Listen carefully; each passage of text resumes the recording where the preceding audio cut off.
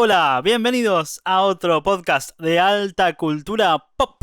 Como siempre, infaltable, el gran Ribu. ¿Cómo anda Fran? ¿Todo bien? Bien, bien, muy bien. Bueno, y yo, obviamente, ¿no? Sí, sí, sí. Cada uno desde su hogar. Bueno, ¿qué tal? ¿Cómo va eso? Muy bien, la verdad, muy bien. Pero un poco preocupado. Yo creo que habría que grabar este podcast antes de que se haga de noche. Ah, sí, ¿por qué lo decís?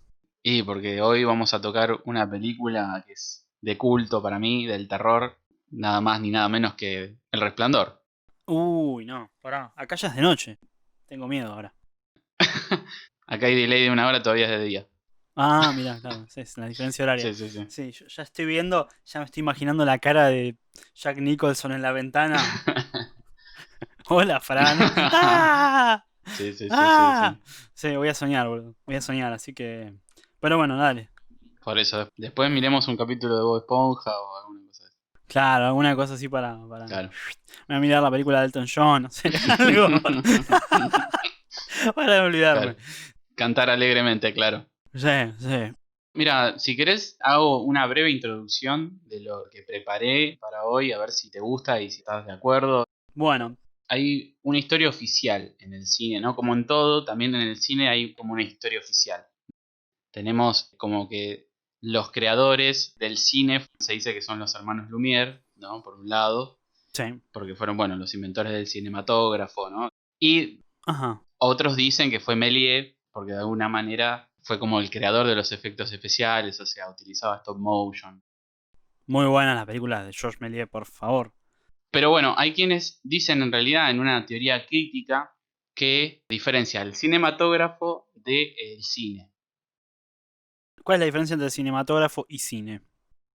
Básicamente, los hermanos Lumière era como que hacían registros supuestamente naturalistas, como lo que Sí. hoy podríamos entender como género documental. Ajá, claro. O tomas pensadas como para lo que hoy sería bueno, hoy no, pero la televisión en su momento. Fueron los que inventaron de alguna manera los noticieros también. Ajá. Muy bien. Pero bueno, lo que se dice es que tenían una visión liberal positivista del mundo. ¡A la miércoles! Arrancaste con todo. A ver. O sea, con todo, con todo, con todo. Y que bueno, de alguna manera esos registros en teoría naturalistas estaban completamente manipulados. Como un noticiero, ¿no? O sea, supuestamente retratan Claro. una realidad y en realidad no hay hechos, solo interpretaciones, ¿no? Está como todo bastante manipulado. Sí, y aparte, ¿quién elige qué es la realidad o qué es la noticia Ujú, relevante, ¿no? Eso, bueno, es una cuestión bastante subjetiva y que uno siempre se pregunta si atrás de eso hay intereses, ¿no? exacto. De resaltar determinados eventos respecto de otros. Mismo con la historia también, ¿no? Un poco eh, de forma Ujú. análoga. Y después tenemos lo de Méliès, que es más como un cine, o por lo menos una cinematografía, ¿no? De escapismo circense, ¿no? De un poco de idea de realismo Claro, mágico, lo que hoy quizás viene de la mano del cine de escapismo que conocemos hoy, de la ciencia ficción. claro. Pero bueno, de alguna manera dice que en esta teoría crítica, como que fue David Wark Griffith, en realidad Uf, el que le dio un contenido dramático y trágico, sí, el que consolidó el lenguaje cinematográfico con técnicas que ya habían sido utilizadas por él o creadas y utilizadas por otros directores, ¿no? Entonces sí, lo que el tipo hizo, bueno, fue ensamblar todo eso y le dio una narrativa al cine, le dio el lenguaje cinematográfico que conocemos hoy en día, ¿no? sí, Obviamente el tipo es del sur, ¿no? exacto. Surestadounidense. Exactamente. Entonces se dice que el nacimiento de una nación, Es la más famosa de Griffith, sí. claro, y con la que estableció este lenguaje cinematográfico del que estoy hablando, de alguna manera, bueno, un contenido recontra racista. Claramente porque enarbolaba al Ku Klux Klan, ¿no? Exactamente. Que yo quisiera decir una pequeña cosa y es que relacionándolo con el capítulo anterior de Watchmen, Esa. Alan Moore Ujú. dijo en su momento que El nacimiento de una nación es la primera película de superhéroes. Mirá vos. Porque claro, cómo los representa a los del Ku Klux Klan, evidentemente hay como una visión así como de enarbolarlos y de héroes y bueno, todo Ujú. lo que después Moore criticaría en Watchmen, ¿no? Claro. Así que tremendo, tremenda declaración. Sí, sí. Bueno, después busquen de última si quieren para no extendernos tanto y llegar al tema de hoy, ¿no? ¿Cuáles eran las técnicas? Por ejemplo, el montaje paralelo, para decir uno de entre tantos. Sí, Más o menos el ejemplo está en El Caballero de la Noche, sí, cuando Batman va a rescatar supuestamente a Rachel. Bueno, toda esa secuencia es un montaje paralelo. Pero bueno, pienso yo, ¿no? Que al darle una narrativa a un lenguaje, de alguna manera le da como una simbología. El cine se dice que es cine a partir de esto, el séptimo arte de alguna manera, porque le claro, da como capas a las películas, ¿no? sí. Como una especie de textura narrativa, ¿no? Exactamente. Entonces, donde tenemos, por ejemplo, la historia principal, la que tenemos que entender todos, Sí. como sería en el caso del Resplandor, para decirlo así, la capa superficial, ¿no? Es un tipo que tiene que cuidar un hotel y de repente, bueno, intenta matar a su familia Ujú. y bueno, termina pasando lo que pasó. De repente encontramos en la película un montón de símbolos o elementos que de alguna manera se pueden presentar solidarios entre sí, Ajá. que no se presentan como una casualidad, digamos. Claro, claro, te entiendo. Claro, no es este naturalismo, sino que hay una carga simbólica intencional. Exactamente. O Ujú. sea, eso es lo que de alguna manera yo interpreto porque como soy fan de Kubrick, o sea, o por lo menos me gustan casi todas sus películas. Ajá. Siempre vamos a ver, como digo, esta historia principal y después hay un subtexto, un entre líneas, como que esos símbolos te invitan a ver las otras capas. Bien. Justamente esto lo traigo a colación porque quizás me detuve más a la hora de preparar este capítulo en la habitación 237, Perfecto. que es justamente todo esto, ¿no? Son interpretaciones de fanáticos que han visto la película un montón de veces, hasta alguno creo que, por lo que entendí, ha hecho su propia película de su propia interpretación.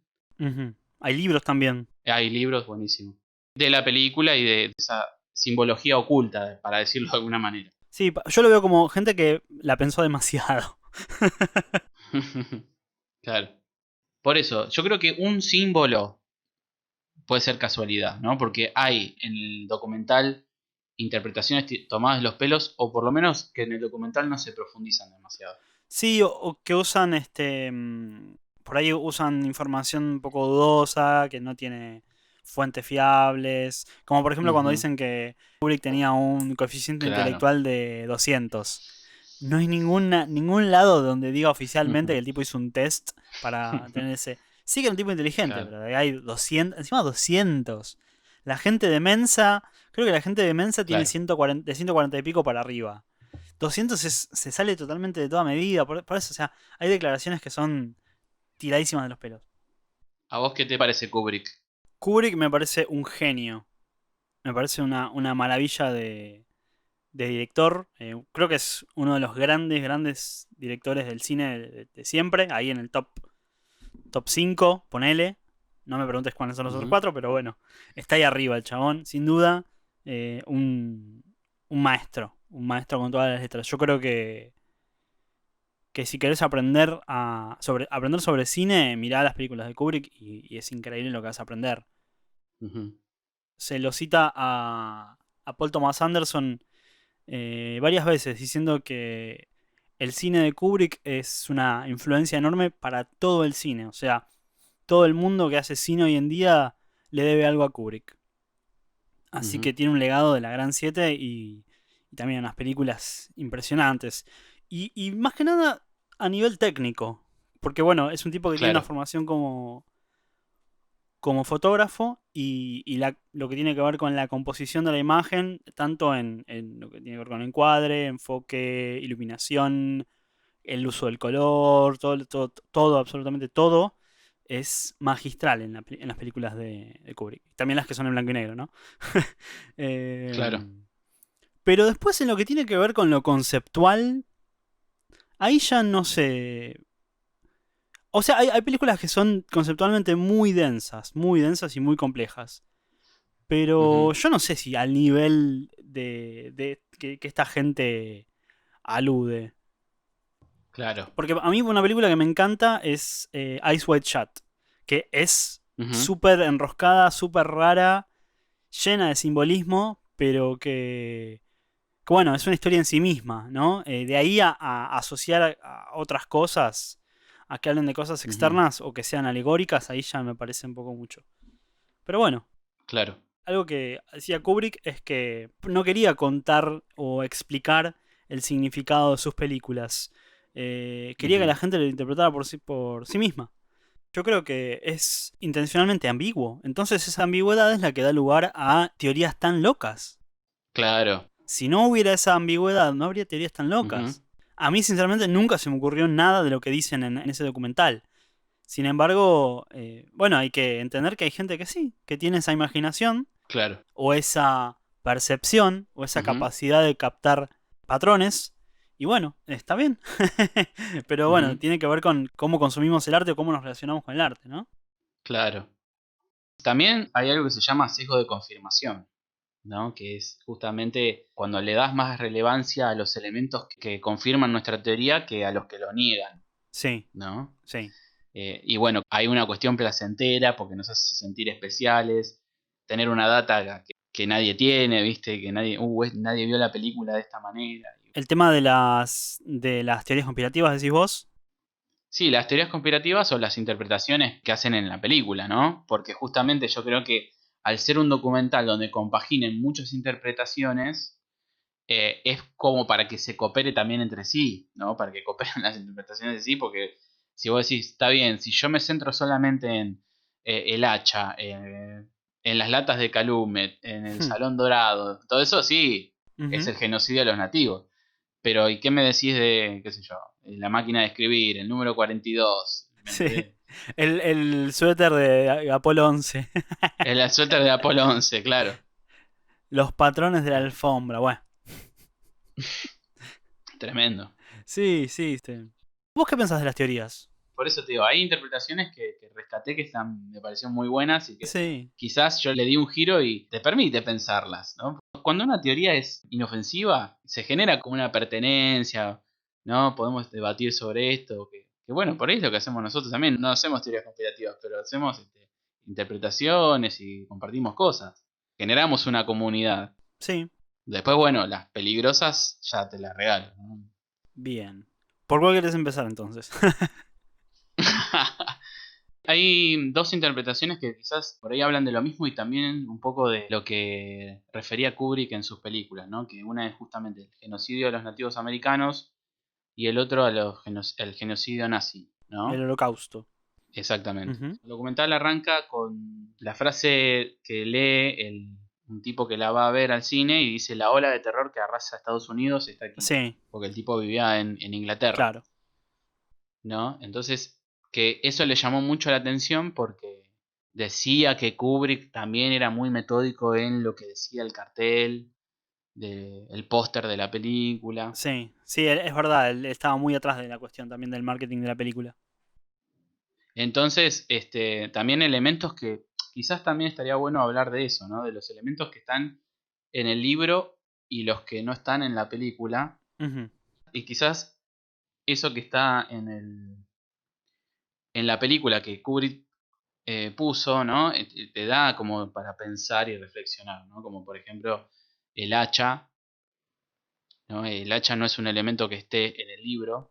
Ajá. Supuestamente el arma que agarra en el jack del libro es un rocket mallet, ¿no? Es como debe ser un palo de cricket. Exactamente, es un palo de cricket. Es como una especie de mazo, digamos, ¿no? De madera. Claro.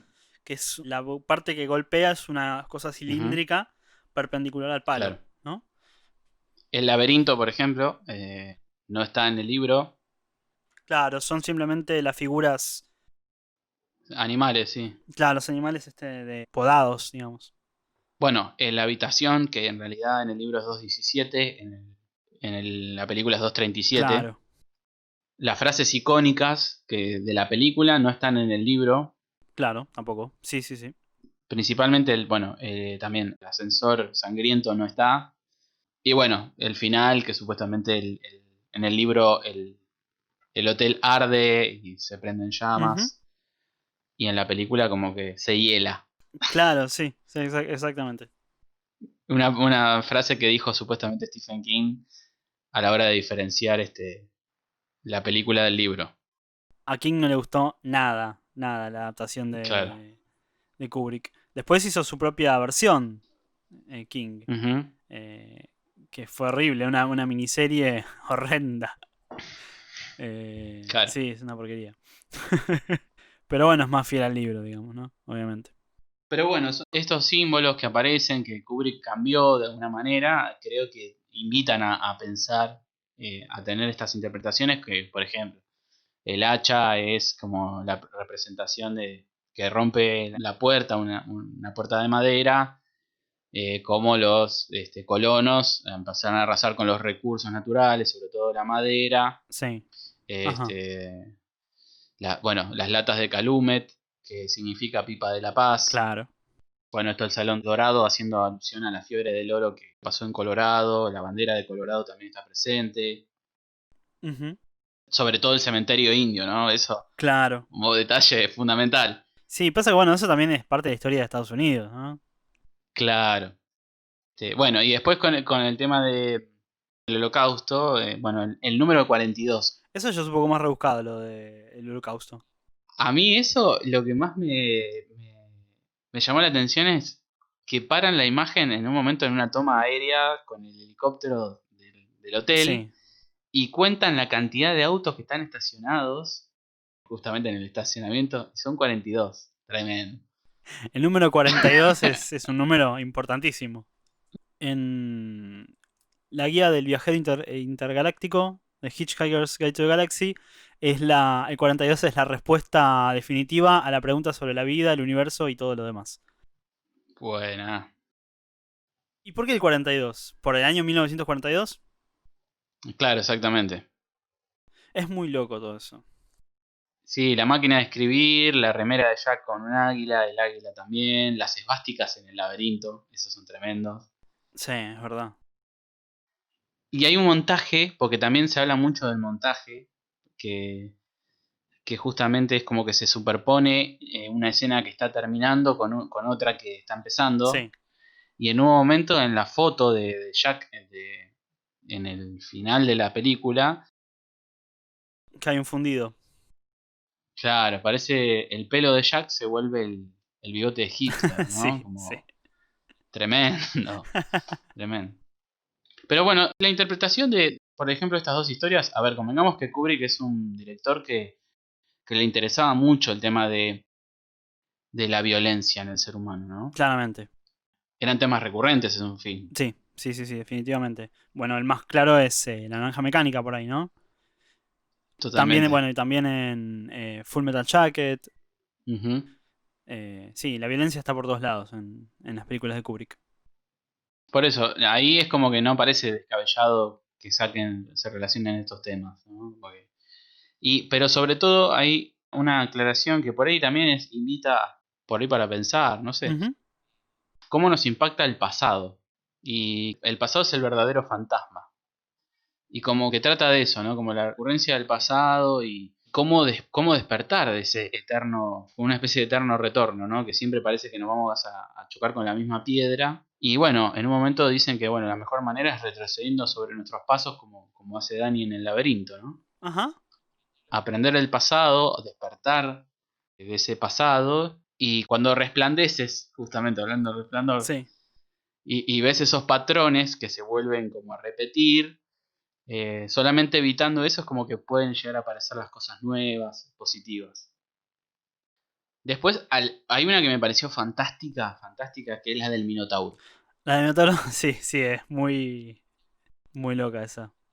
Porque de alguna manera, justamente, tenemos un laberinto, porque no está en el libro. Exactamente, es una edición de Kubrick, como bien decías recién. El hacha, por ejemplo, ¿no? Como que es el arma del Minotauro, ¿no? Ok.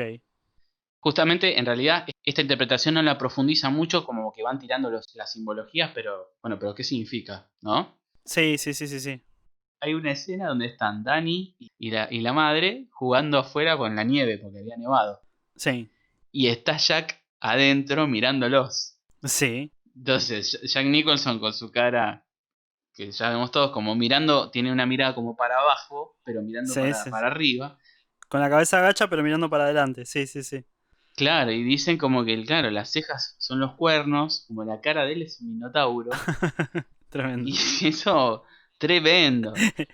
Y entonces me puse a investigar, bueno, pero ¿qué es el Minotauro? ¿Qué es el mito del Minotauro, no? Porque Ujú. la verdad que yo no tenía idea y me pareció muy, muy interesante porque vendría a ser, bueno, Jack vendría a ser el Minotauro, ¿no? Sí, Y bueno, Dani vendría a ser Teseo de alguna manera. claro, Y el Minotauro vendría a ser justamente los instintos, la cuestión reprimida, claro. ¿no? El laberinto vendría a representar de alguna manera la mente Bien. y el centro está lo oculto, lo reprimido, como tiene cabeza de animal, Sí, vendría a representar eso, la cuestión instintiva, ¿no? Que también es algo que es una temática recurrente en Kubrick. sí.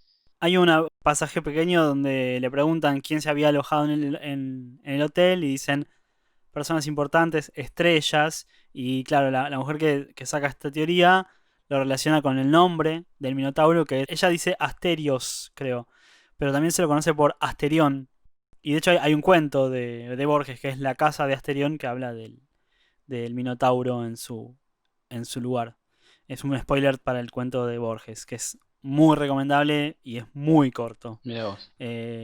Pero claro, vos lo podés tomar así, ¿no? Como esta estrella en realidad se refiere al Minotauro, por su nombre. Mm, Entonces, claro, te da para pensar, ¿no? Que todo el tiempo está tirándote datos pequeños sobre eso.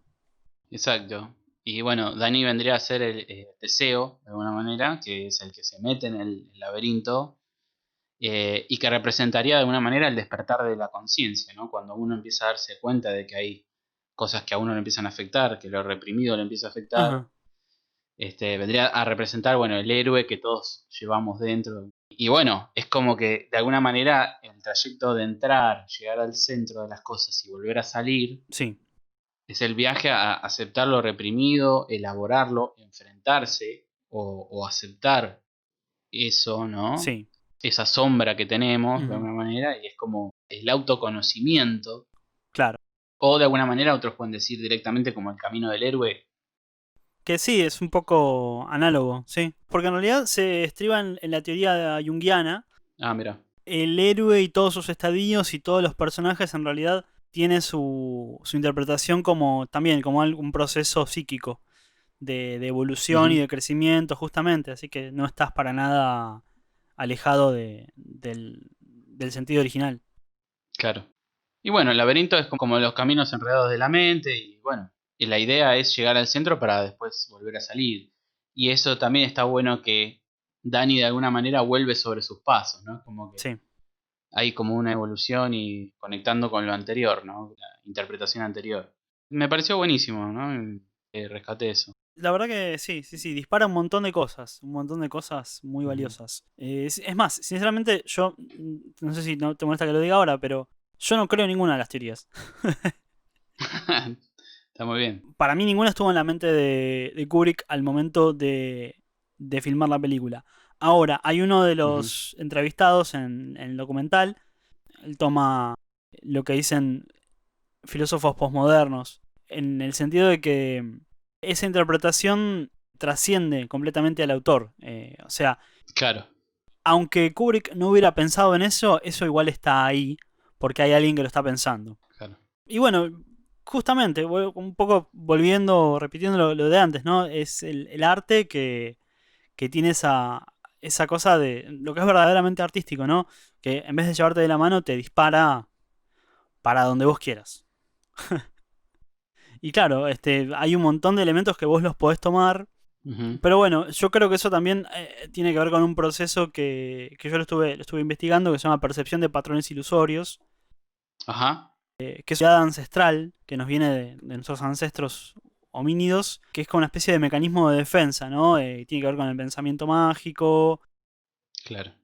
Hay un físico teórico que, bueno, evidentemente también habla de esto, que se llama Michio Kaku, que lo que dice es que 9 de 10 veces ese pensamiento no nos servía para nada, pero una vez nos salvaba la vida.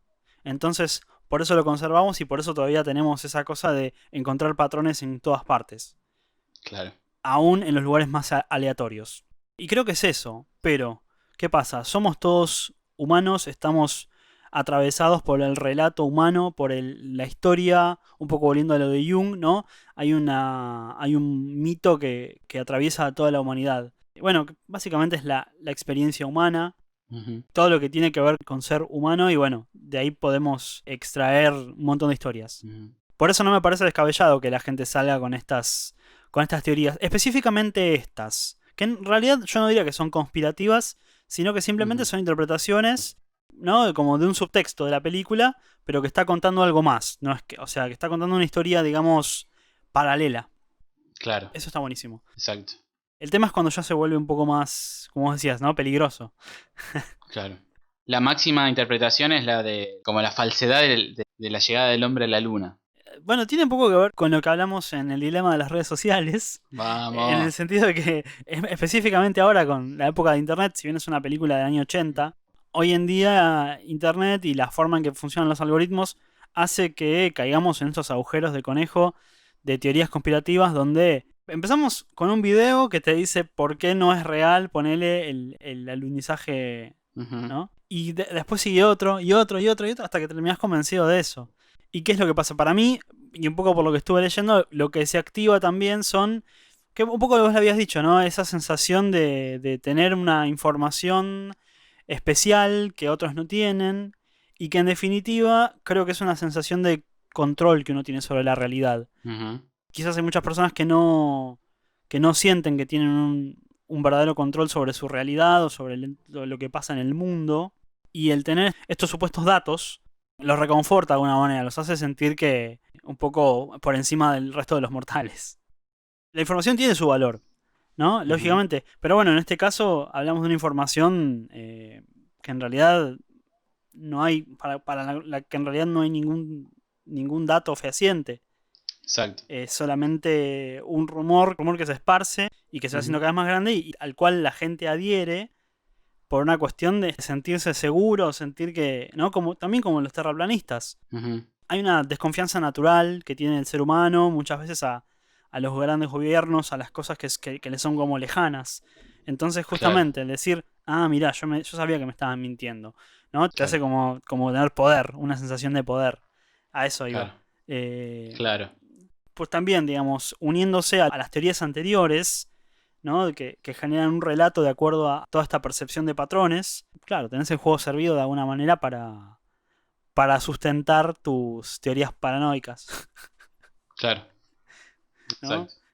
Yo por lo menos, yo creo que el hombre llegó a la luna y que fue todo real. Ujú, Que hubo conspiraciones, Watergate, por ejemplo, fue una conspiración que se descubrió, cayó un presidente. También se habla del MK Ultra, que era una conspiración de la CIA, si no me equivoco, que daba droga, hacía estudios con drogas, con LSD, ujú. sobre la población. Hubo un montón de cosas ocultas y turbias que especialmente hizo el gobierno de Estados Unidos. Entonces, claro, vos entendés que la gente quiera encontrar cosas nuevas. Ahora, ¿por qué Kubrick, en el caso de que hubiera participado Mm, en la filmación ujú. o la grabación o las fotos o lo que sea, la producción de la falsificación de la llegada a la luna? ¿Por qué lo va a decir de forma codificada para que un tipo en Oregon diga, Claro. ah, me está diciendo esto? ¿Por Sí, qué? sí, sí. ¿Cuál es la Sí, lógica? sí, sí. O Sí, sea, sí, si el tipo quiere ocultar información, ¿por qué la va a divulgar de esa manera? O sea, alguien que esté interesado en conservar esa información como un secreto, se va a dar cuenta seguramente. Alguna persona claro. se va a dar cuenta y lo van a decir, ¿qué estás haciendo, Stanley? ¿Qué pasó? ¿Qué pasó con esta película? ¿Cómo Claro. Apolo 11? ¿Viste? O sea, es como Claro. muy... Es más, hay uno que dice, sí, seguro que después de esto me van a revisar, me van a hacer una auditoría de mis impuestos y he Mm, recibido visitas. Me sí, parece que hay sí, una cuestión de, nada, ahí se está creciendo un poquito importante. claro. ¿No? Sí, sí, que podemos también dudar de la psiquis de la persona también, ¿no? Porque obviamente, por ahí es un paranoide y le dieron un micrófono, ¿me entendés? Claro, bueno, Eso también sí. hay que tenerlo presente, qué sé yo. Claro, es que eso es lo mejor, eso creo que es lo mejor que tiene el documental. Yo he visto alguna que otra crítica donde dicen, "Ah, se la pasan mostrando teorías que son ridículas, que no tienen sentido". Bueno, el documental en ningún momento toma partido. En ningún momento te Exacto. dice, esto es cierto, esto no es cierto. Ujú, Lo que dice al principio solamente es, esto no está sustentado o no está apoyado por nadie relacionado a la película, a Kubrick y todo eso. ujú, Simplemente te exponen eso. Y para mí, el verdadero tema del documental es la posibilidad que uno tiene de generar teorías de lo más descabelladas en cuanto a una película icónica. ujú, O en torno a una película icónica. ujú, Es fascinante realmente. Es fascinante ver todas estas posibilidades, ¿no? Que ujú, algunas obviamente te disparan cosas bárbaras como las que estabas diciendo recién. ujú. Pero de ahí a que sean verdad, bueno, eso ya me Lógico. parece que no. Va en Ujú. cada uno. Sí, sí, sí, totalmente. ¿Vos creés, sinceramente, que Kubrick de forma intencional puso alguno de esos mensajes, sea las conspiraciones más tranquis, comillas, ¿no? Menos peligrosas, digamos, como un relato del genocidio de los nativos americanos, del Ujú. holocausto, o peor, o que realmente está tirándote data de que él estuvo ahí falsificando las imágenes de la llegada del hombre a la luna? Mira, yo creo que la película juega mucho con la ambigüedad, creo que lo mencionamos, ¿no? Ya, la Sí, ambigüedad. Y justamente al ser ambiguo, pueden pasar miles de cosas, es todo muy arbitrario, digamos, ¿no? Si bien es una película de terror, yo creo que hay momentos que no sabes si asustarte o reírte. sí.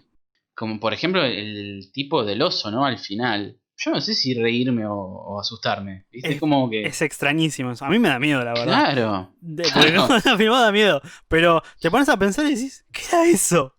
claro, Sí, claro. sí, sí, sí. Juega todo el tiempo con esa ambigüedad. Es más, si estamos hablando de alguien meticuloso, ¿no? Hay cosas que en la técnica te dirían, no, esto es un error de continuidad, ¿no? Como por Sí. ejemplo una silla que aparece y desaparece en otro Estaba plano. pensando específicamente en eso, sí. Claro, o si no, la que más me flasheó fue la de Dani, cuando le tiran la pelota en la habitación 237. Sí, En un momento Dani se levanta, que bueno, dicen que bueno, es el despegue del Apolo 11. El cuadro, el hexágono, ¿no? Que tiene abajo, sí. está cerrado, no está abierto como cuando le tiran la pelota, ¿no? Ajá. Sí, sí, sí, sí, sí. Entonces es como decís, ¿es un error de continuidad o es realmente una magia del tipo que nos hace pensar que está atrapado realmente en esa situación y que tiene que entrar sí o sí en la habitación o que lo invitan a entrar en esa habitación? ¿Viste? Bueno, Es como que lo que pasa que sí. justamente vos muy bien lo dijiste para mí, que es esa ambigüedad con la que juega la película. Es como que no sabes qué es, como que por ahí primitivamente como, o instintivamente tenemos la sensación de tener que prepararnos para la acción porque estamos frente a algo que puede llegar a ser amenazante. No sabemos si es amenazante hasta ahora, Sí. ¿no? Como que Ujú. de repente aparecen dos pibas de la nada en tu casa o te metes en un hotel enorme, que eso sí me da miedo a mí. Ya de hecho me digas, vas a un hotel con 237 habitaciones, vas a estar vos solo. No, gracias. No, No, no, por toda la olvídate. plata del mundo. Si me habéis No, metido en ni medio de la loco. montaña, no, gracias. No, ni loco, ni loco. Pero eso es genial de la película. Es como loquísimo. Sí, sí, es raro. Te pone en una situación muy rara. Creo que juega un Claro. poco con eso, ¿no? De ponerte en una situación extraña. Volviendo un poco a lo que mencionaba sobre el Minotauro también, la forma Ujú, en que se recorren los pasillos del hotel, específicamente Dani en el triciclo, pero también en general, ¿no? En la forma en que la cámara va siguiendo a los personajes. Hay ujú. una de las, creo que es la misma del cara del Minotauro, o es otra mina, que se refiere a la habitación de Ullman. La habitación no, Sí, a la oficina es de la misma. Ullman. Claro, la oficina del tipo de Ullman, del encargado, supongo yo, o el jefe que está ahí. Sí. Eh, ¿Cómo se llama? Kennedy. claro, claro que supuestamente, sí, sí, Kennedy. Tenía la banderita, ahí bueno, pero. Bueno, está en Estados Unidos, ¿qué? Va a tener la bandera de Bolivia. ¿De qué va a tener la bandera? Bueno, ponele, puede ser, yo qué sé.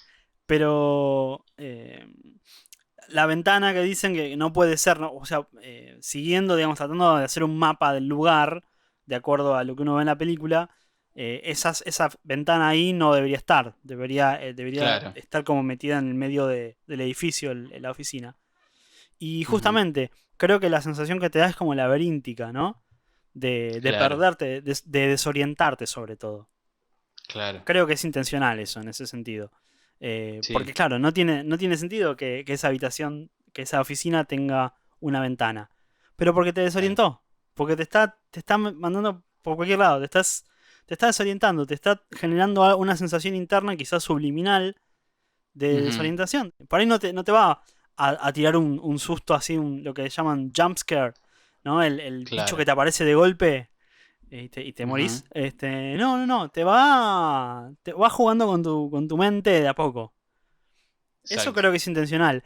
Creo que lo de la silla también es intencional para mí. Ujú. ¿No? Sí. Justamente, en el fondo es una historia de fantasmas. Es un cuento de Ujú. fantasmas. De Claro, una casa embrujada, digamos. O un hotel embrujado. Y sí, hay objetos que aparecen y que desaparecen. No me parece descabellado en claro. una historia de fantasmas. Eh, ¿Será un error de continuidad? Puede ser, o no.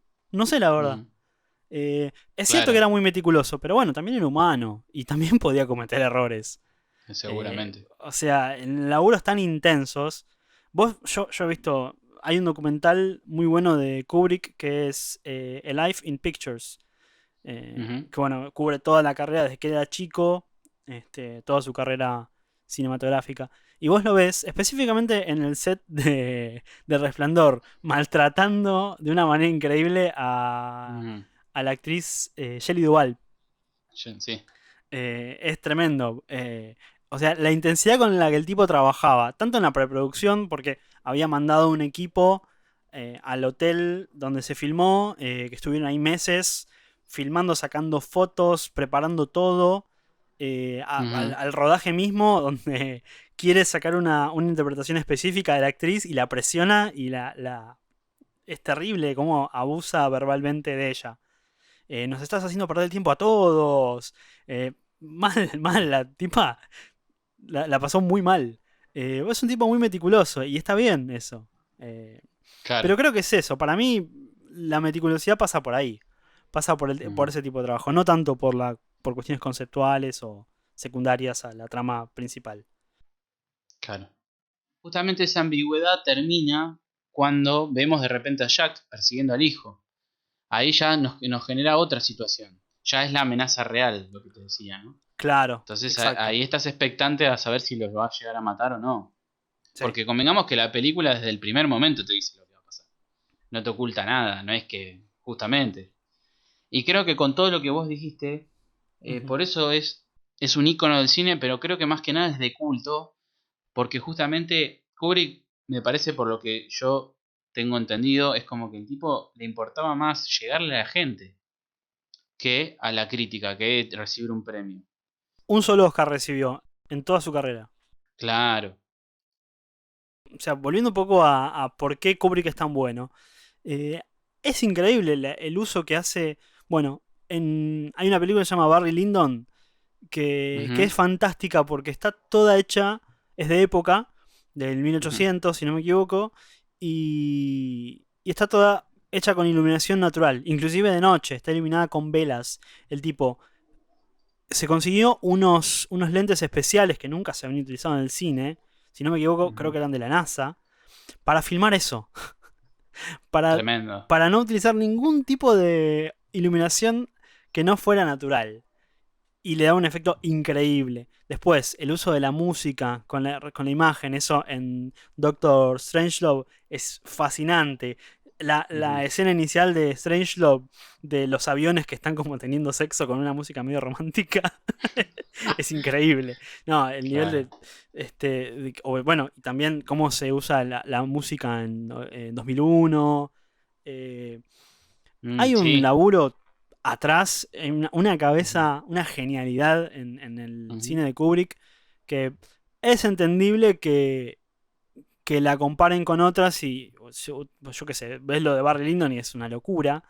Y es como más convencional en cierto sentido. También Claro. convengamos que Kubrick venía de un fracaso anterior. Bueno, justamente, con Barry Lyndon, si bien técnicamente es increíble, Ujú. mucha gente por ahí piensa que es aburrida. De hecho, hay uno en el mismo documental que dicen que es la película de una persona aburrida. No tuvo Claro. éxito. esa película. Entonces, claro, también vos lo dijiste recién, le importaba más algo más comercial, más atractivo al público, más que llevara más gente, ¿no? Porque también hay que vivir de eso. Claro. Pero no menos genial realmente. O sea, me Ujú. parece un poco injusto también el decir que no, o el infravalorar la película comparándola técnicamente con otras de él mismo. Claro, totalmente, ¿no? Para mí es una genialidad y es perturbadora la película. Totalmente.